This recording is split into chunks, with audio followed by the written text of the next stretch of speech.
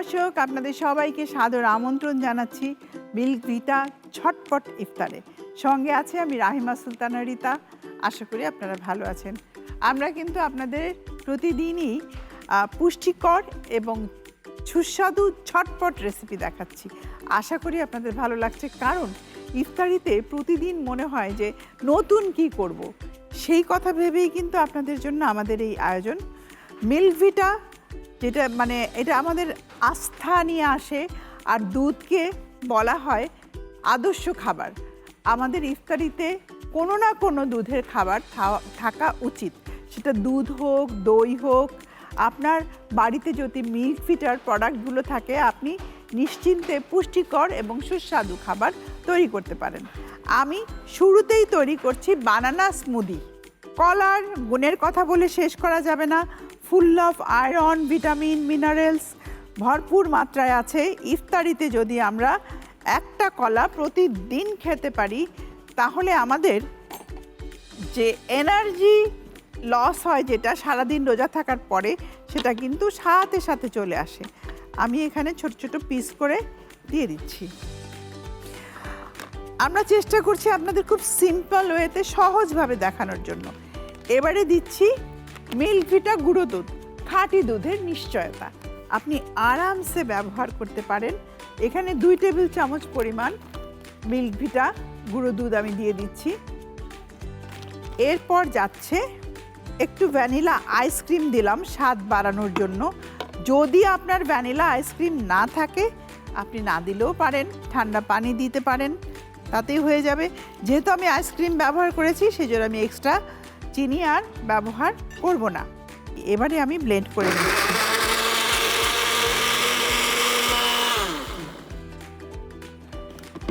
কলা হলো এমন একটা ফল যেটা স্বল্প মূল্যে বেশি পুষ্টি।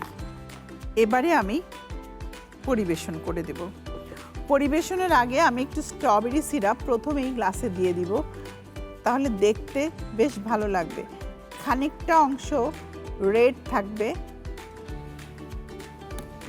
এরপর গ্লাসে আমি ঢেলে দিচ্ছি বানানা স্মুদি।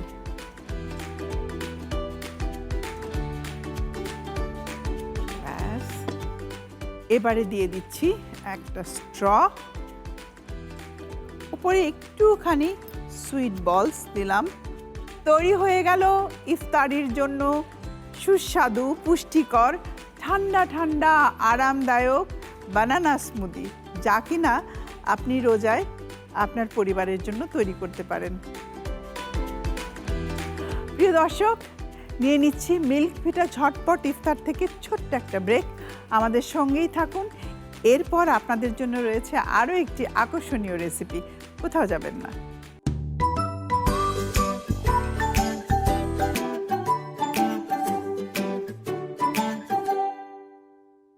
ফিরে এলাম ব্রেকের পর। এবারে আমি আপনাদের তৈরি করে দেখাবো খুবই মজার একটা রেসিপি। সেটা হলো ভেজিটেবল অ্যান্ড এগ অমলেট। আমরা তো অমলেট সবাই খাই, দেখা যায় শুধুমাত্র পেঁয়াজ কাঁচামরিচ দিয়ে, কিন্তু ভেজিটেবল অ্যান্ড এগ অমলেট যদি আপনি করেন, এটাই কিন্তু আপনার একটা ইফতারের আইটেম হয়ে যাবে। এখানে আমি নিয়েছি আলু, ক্যাপসিকাম সব লম্বা করে কাটা, পেঁয়াজ কুচি, কাঁচামরিচ কুচি সবই লম্বা করে কাটা। আমাদের প্রতিদিন 5টা কালার যদি আমরা খাই, অ্যাসিওর করতে পারি, তাহলে দেখা যায় যে আমাদের যে ভিটামিনের চাহিদা আসে, সেটা কিন্তু আমরা পূরণ করে ফেলতে পারি। তো সেই জন্য আমরা চেষ্টা করব আমাদের খাবারে শাক সবজি ফলমূল দিয়ে যেন লাল, হলুদ, কমলা, বেগুনি, সাদা এগুলো যেন সব থাকে। এরপর দিয়ে দিচ্ছি একটু লবণ। এরপর একটু যাবে ময়দা, এটা বাইন্ডারের জন্য দিলাম। তার সাথে 3টে ডিম।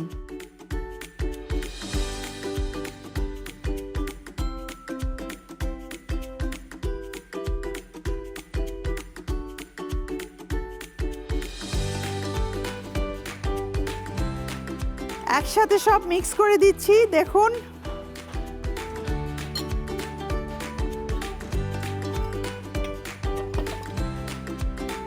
চুলাটা ধরিয়ে দিচ্ছি। এরপর আমি দিব বাটার বাটার বা ঘি যে কোনো কিছু দিয়েই আপনি করতে পারেন, তবে বাটার দিলে স্বাদটা একটু বেশি হবে। ওই যে কথায় আছে যত গুড় তত মিঠা। তবে বাটারে একটু রিচ হয়, ক্যালোরি হাই হয়ে যায়, তবে ডেইলি তো খাবো না, মাঝে মাঝে খেলে চলে। আমি এখানে বাটার দিয়ে দিলাম 1 টেবিল চামচ পরিমাণ।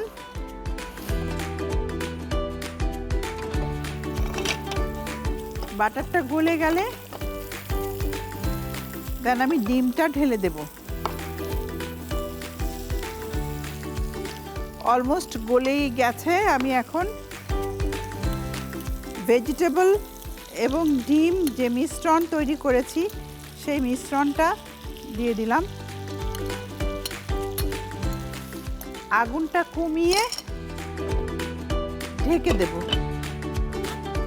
এই ধরনের রেসিপিগুলো যেটা হয় যে অল্প খেলেই অনেকটা ক্যালোরি হয়ে যায়, আর রোজার সময় এই টাইপের একটু রিচ রেসিপিগুলো আমাদের দরকার হয়। আর আরেকটা জিনিস, করোনা কিন্তু আমাদেরকে এখনও ছেড়ে যায়নি, তো আমাদের প্রোটিনযুক্ত খাবার প্রতিদিন আমাদের তালিকায় থাকা অত্যন্ত প্রয়োজন। অনেকেই আছে মাছ মাংস রোজা রেখে খেতে পারেন না, তারা যদি একটু ডিমটা বেশি করে খান, 2টো ডিম খেয়ে ফেলেন একসাথে, বা ডিম দিয়ে এই ধরনের রেসিপি তৈরি করেন। আমার মনে হয় ভোর রাত্রেও যারা অন্য কিছু খেতে পারেন না তারা চাইলে এরকম ভেজিটেবল এগ অমলেট তৈরি করে খেয়ে 2টো খেজুর 1 গ্লাস দুধ খেয়ে নিলেন, দেখা গেল ভাতের আর প্রয়োজন হয় না। আপনার যে সারাদিনের জন্য এনার্জিটা দরকার তা কিন্তু এই রেসিপি থেকেই আপনি পেয়ে যাচ্ছেন। যে কার্বোহাইড্রেট আপনাকে নিতেই হবে, নট নেসেসারি, তবে এখানে আমি একটু কার্ব দিয়েছি, ময়দা কিন্তু অ্যাড করেছি, একেবারে যে কার্ব নেই তা না, একটু কার্ব আছে, কিন্তু এখানে আমাদের প্রোটিনের পরিমাণটা অনেক বেশি। তো আমি যে রেসিপিটা করেছি 2 জনের জন্য, এটা খুবই ভালো। আমি একটু খুলে দেখে নেব। একদিক খুব ভালোভাবে হলে আরেক দিক উল্টে দিতে হবে।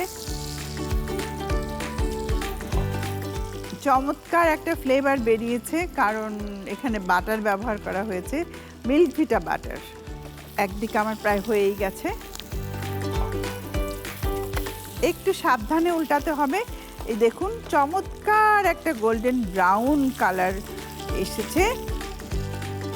ঢেকে দিলে দেখবেন এটা অনেক সুন্দর ফুলে গেছে। আবারও ঢেকে দিচ্ছি আমি। Almost done. দারুণ দারুণ দারুণ। এই দিকও হয়ে গেছে। চুলাটা বন্ধ করে দিলাম। এইবার আমি যেটা করব, নিয়ে নিলাম।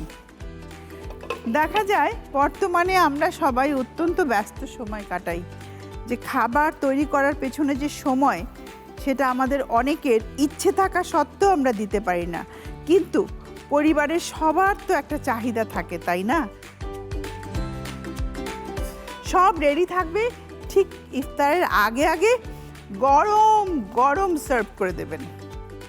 তৈরি হয়ে গেল আমার বাটার দিয়ে রান্না করা ভেজিটেবল অমলেট। আপনাদের বাচ্চাদের জন্য এটা কিন্তু অত্যন্ত ভালো।